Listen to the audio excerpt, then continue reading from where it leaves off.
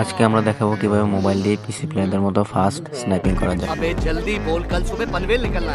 ফার্স্টে আপনার প্লে স্টোরে যাবেন, প্লে স্টোরে যাওয়ার পর সার্চ করবেন পান্ডা টাচ প্রো, তারপর অ্যাপটা ইনস্টল করে ওপেন করবেন। যেখানে পারমিশন চাইবে সেখানে পারমিশন দিয়ে অ্যালাউ করবেন। তারপর দেখতে পাবেন এখানে মাই গেমস, এখানে অ্যাড অপশনে ক্লিক করবেন, তারপর সার্চ অপশনে ক্লিক করবেন। সার্চ অপশনে ক্লিক করে লিখবেন ফ্রি ফায়ার।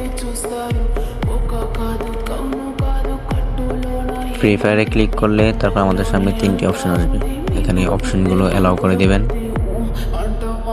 ডিসপ্লে আদার ওভার অ্যাপস, এখানে পারমিশনটি ওকে করে দিবেন।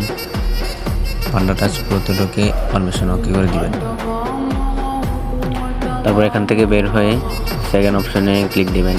সেকেন্ড অপশনে ব্যাটারি অপটিমাইজ, এখানে ব্যাকগ্রাউন্ডে ওকে করে দিবেন।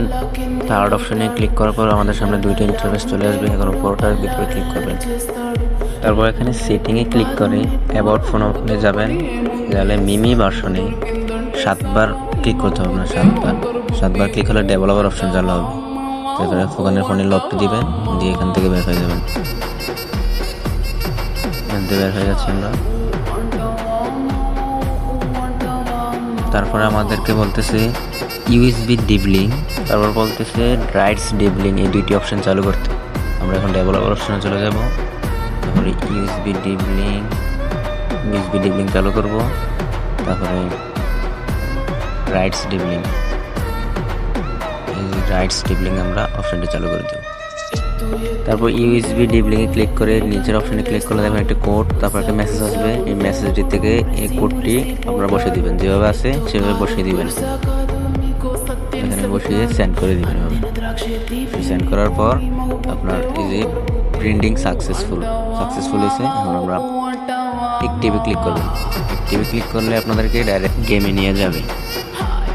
গেমে এসে আপনারা ট্রেডিং ম্যাচে চলে আসবেন। ট্রেডিং ম্যাচে চলে আসে যে দেখেন পান্ডার উপর ক্লিক করবেন। তারপরে অ্যাড অপশনে ক্লিক করে মেক্রু, এই মেক্রুতে ক্লিক দিবেন। মেক্রুতে ক্লিক দিলে একটি অপশন আসবে, সেই অপশনটি নিয়ে ফায়ার বাটনে বসাবেন।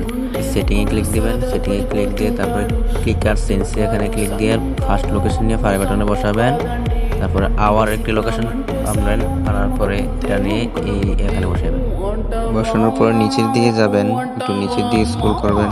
স্ক্রল করলে দেখতে পাবেন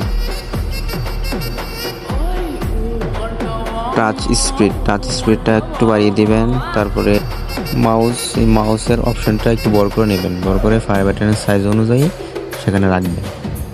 রেখে টিক চিহ্নতে ক্লিক করবেন। টিক চিহ্নতে ক্লিক করে এসে ট্রাই করবেন। দেখেন ফায়ার বাটনে একটি ফায়ার দিলে গান অটো চেঞ্জ হয়ে যাচ্ছে। খুব ফাস্ট চেঞ্জ হচ্ছে। আপনি খুব ভালো স্নাইপিং করতে পারবেন।